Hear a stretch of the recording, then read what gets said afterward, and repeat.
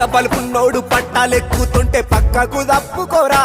ఓటారు పంచిన పైసాను తిరిగి గుందాడన్న గ్యారంటీ ఏముందిరా గలీడరు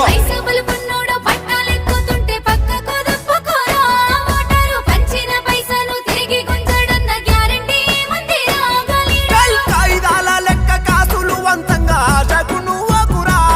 నీ 5 ఏళ్ల జీవితం ఆగమైతదన్న ఆలోచన ఎయ్యురా